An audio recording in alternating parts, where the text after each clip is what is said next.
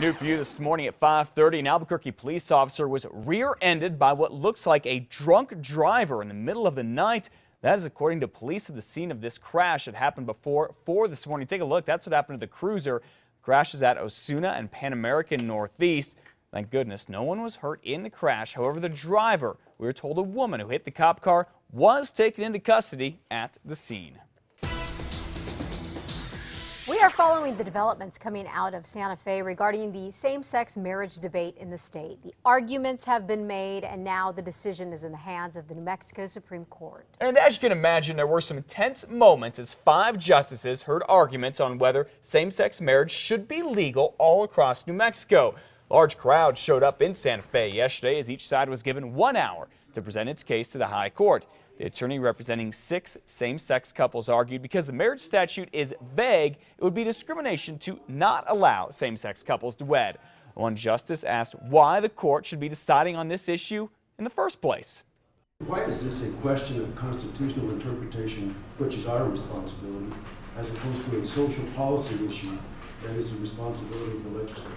Because this court is the guardian of the New Mexico Constitution and the rights guaranteed to all people in New Mexico under that document. There's a growing majority of people who recognize that it would be mean-spirited and discriminatory to deny same-sex couples the right to join in the freedom to marry, and this is an issue that really needs to be decided by the courts as a question of fundamental rights. Same-sex marriage opponents also made the case that the legislature should decide if same-sex marriage is legal, not the courts. James Campbell, the attorney for a Christian law group who is representing the bloc of Republican legislators opposing these same-sex unions, said part of the purpose of marriage is having children. Well, justice then asked the question, since when is the desire or ability to have kids a requirement to get married? It could be months before the justices make a ruling. Of course, when they do, we will let you know immediately. New Mexico State Senator Bill Scher is voicing his opinion after the state Supreme Court hearing. Mr. Scher, as you know, has been a vocal opponent about his belief in the traditional marriage and has sent us this statement yesterday saying, and I quote, "Whatever the state Supreme Court rules on same-sex marriage, it is not necessarily the final word. New Mexico voters have the final say. If they don't like the ruling, voters have options. Voters can change the state Supreme Court judges. They can change their state legislators. And New Mexico voters could vote on a constitutional amendment defining marriage as between a man and a woman, as it has been since our culture was formed." Representative Scher, State Senator Scher, rather, is among more than 24 Republican lawmakers looking to stop same-sex marriage in New Mexico. Well, now the waiting game starts. More than 1,000 same-sex couples who have married in New Mexico in the past few months. It's definitely a wait-and-see situation, and we hope that the Supreme Court will do the right thing. We're very hopeful, just because of the climate in the state and in the country, that this is a ball that's rolling forward that, probably can't be stopped at this point.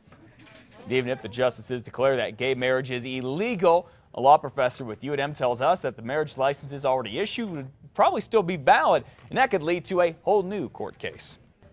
In other news this morning, an Albuquerque couple is making a plea to APS. Please let their disabled son walk with his classmates at graduation, even if he's not getting a diploma. They have launched an online petition, and get this, thousands of people from all over the country are signing it. Volcano Vista student Mel Phipps Aldrete was on track to graduate with his classmates until complications from a brain surgery last year left him unable to talk or walk. In between therapy, he continued to work on his classes from home, but he's still a few credits away from what's necessary to graduate. For him not being able to is kind of devastating.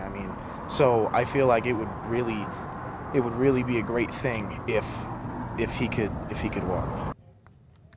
They started the petition on Tuesday, and by this morning, they had more than 6,000 signatures.